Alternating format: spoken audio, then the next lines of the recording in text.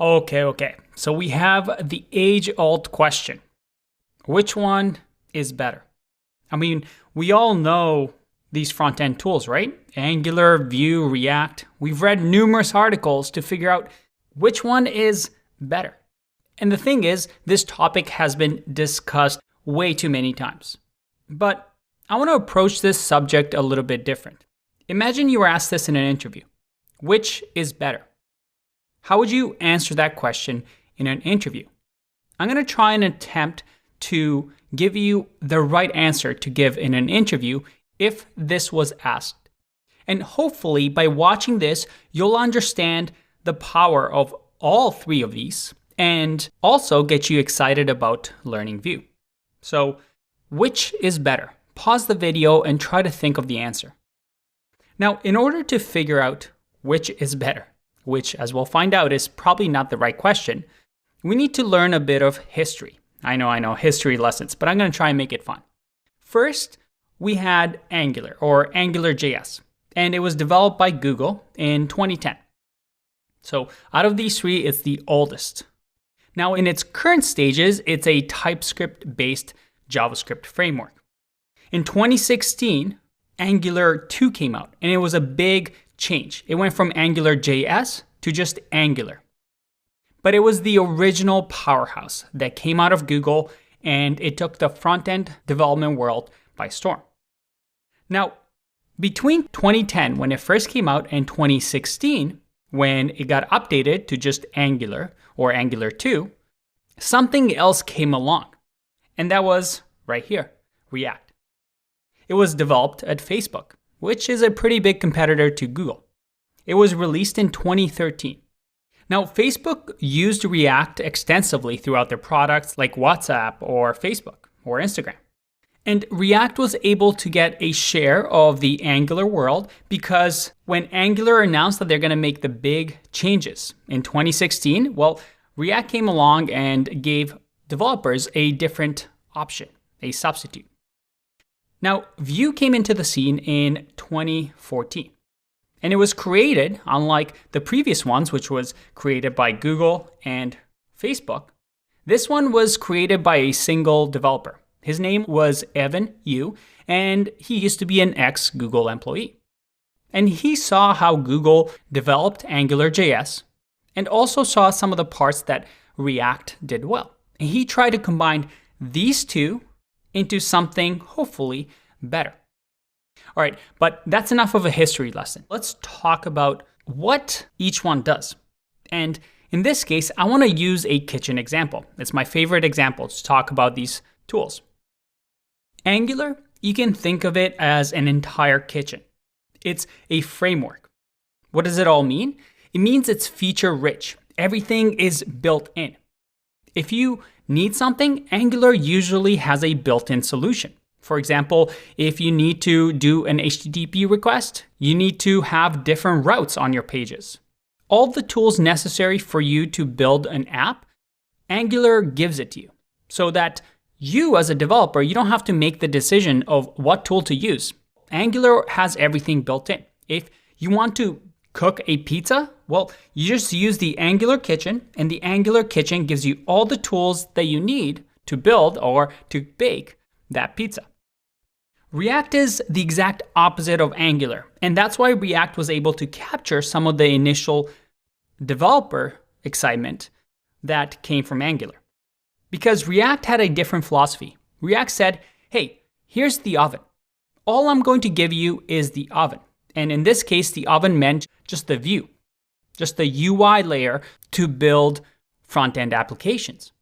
React had less features, but with less features, you had more options. You can pick the fridge that you want to use. You can pick the stove, the table, the cutting board, whatever you wanted to. You can mix and match and just use the React oven. So this meant more options, more community-built projects around React. And as a developer, you have to manage everything. The decisions that you make to build out your pizza have to be good with React, but you get to pick what routing library you use, how you want to do HTTP requests, how you want to manage state. In React, you pick. Now Vue, like I said before, wanted the best of both worlds. So Evan You came up with this. They gave you the fridge and the oven, but none of the other stuff. For example, Vue gives you routing, state management. Those are built in. But some aren't, that you still get to decide how you want to build it, like forms. And we'll learn all about that throughout the course. So we understand this. All of these tools, frameworks, and libraries, at the end of the day, what they do is allow us to bake this pizza. And in this case, the pizza is the UI, the user interface, the website, the web app that we want to do. So all of these three do one main thing, and that is UI and DOM manipulation. Change something on the website to make it look interactive so that users can interact with our websites. And they provide the tools for you to do that instead of just plain old JavaScript. So those are the similarities, right? They want to change the UI, manipulate the DOM to make apps interactive. The other thing that they have in common is this. For example, my website over here, zerotomastery.io. It's built around the idea of components. And Angular, React, Vue, all of them have these principles in mind. For example, when we talk about components, it's the idea that apps are built around little blocks that come together to build a page. For example, this is a component, this is a component. This course card is a component, this button is a component. And what a developer does is we build out components and put it all into a page to have a functioning page. So you can start looking at things as components. This is a component. The image of a student is a component. The text is a component. These buttons are components. All three of these frameworks and libraries allow you to build components and manipulate the DOM to make interactive apps. All right. This video is getting long and you're already getting bored, and come on, Andre, just tell us which one is better. That's what you're here for, right? Well, if somebody asks you this in an interview, how should you answer it? That's how we started the video, right? Well, when somebody asks you this, you should say back, what does the team look like? Let's talk about this. Somebody in an interview asks you which one's better, and you ask back, what does a team look like? Why is this a great answer to an interview question? You see, at the end of the day, the ingredients to build our apps is our programming ability. It's JavaScript. All of these are built on top of JavaScript. So our ingredients is the JavaScript, is the code that you write. That's what matters the most. Good ingredients lead to good pizzas. Well, not really, right? You also need good cooks, and that's what you are. You are a developer, you are a coder that is able to take this JavaScript, use the framework like Vue to allow us to bake and produce really nice applications. The ingredients, yes, they matter, but we have JavaScript for that. Your job as a cook is to develop, to code things in a nice way to build nice applications. So when you see things like, hey, which is more performant? Most of the time, it doesn't really matter. What matters is how you build the application, how you code, how you structure your code, which affects the performance and how your app does. And that's what we're going to teach you in this course. So the question, what does the team look like, matters a lot.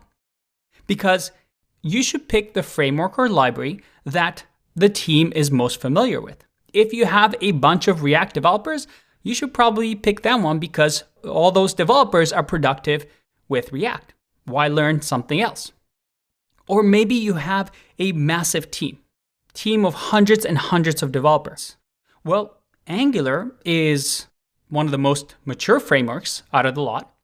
And although it has a steep learning curve, Angular is a good choice because, well, you have guardrails. You have a whole kitchen for your developers, for all your developers to make sure they do things the same way, in a standard way.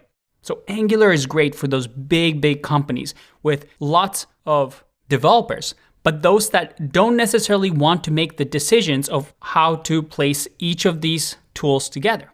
Angular just says, hey, here's one way to do it. React might be great for, let's say, startups or people that want flexibility. If you trust your development team to make the right decisions, to combine different libraries and tools together with React to build something great, well, you should pick React. React has a lot of options, but be warned.